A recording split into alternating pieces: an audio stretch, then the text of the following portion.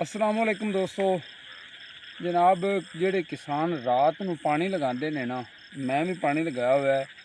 तो foot foot के डेढ़ दे फुट के सप जोड़े ने ना, उन्होंने तो असीं सपनियां समझने उत्तों लिताड़ ते लग जाने दा। इस वास्ते कहते हैं कि किसान सप्पां दियां सिरियां लिताड़ ते जमीन का सीना चीर ते थोड़े तक रिजक पहुँचाता है।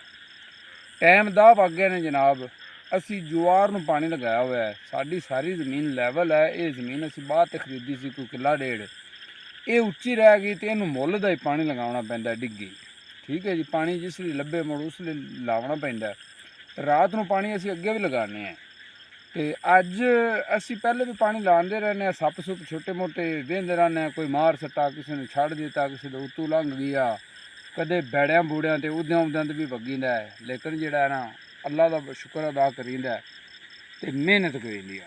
बाकी जो पानी लगाइए ना, फिर नहीं आदे कपड़े वेखे जाते कि मेरे कपड़े खराब पे होंगे ने, तो नहीं जुत्ती पैरी होंगी। हुण तसल्ली नाल दिखाया जी, ए मेरी कही पई है तो ए मेरी जुत्ती पई है, तो ए सप की कूंज पई, तो एडी बलां है कि मैं वेख ते आप डर गया भी एडी बलां इत्थे रहिंदी है। हुण मैं तुहानूं दिखावना है भी इधर दिखावे जी, भी यह मेरी हिक गिठ जिहड़ी है ना, तकरीबन अद्धे फुट की है। ये हुण मैं तुहानूं दिखावन लगा, पैमाइश करन लगा भी इधर वेख्या सिरी तो लगने हैं। एक दो तीन चार 5 6 7 8 9 10 गिट्ठां का जिहड़ा है ना जनाब सप है। 10 गिट्ठां का यकीन जानो, इनू सददे ने, इधर देखो ना, इनू सददे ने फलाना मियाँ जिहड़ा ना, मैं मियाँ वेखा ही जिहड़ा सप।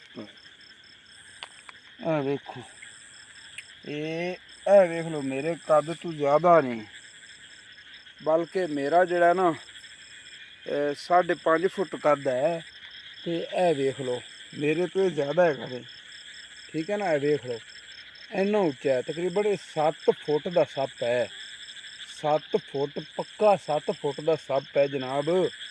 तो एडी बलां इत्थे रहिंदी है, एडी बलां इत्थे रहिंदी है।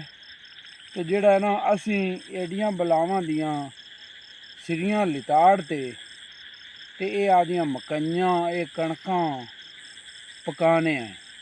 लेकिन बदकिस्मती नाल सानू उन्हां फसलों का रेट नहीं दिता जाता।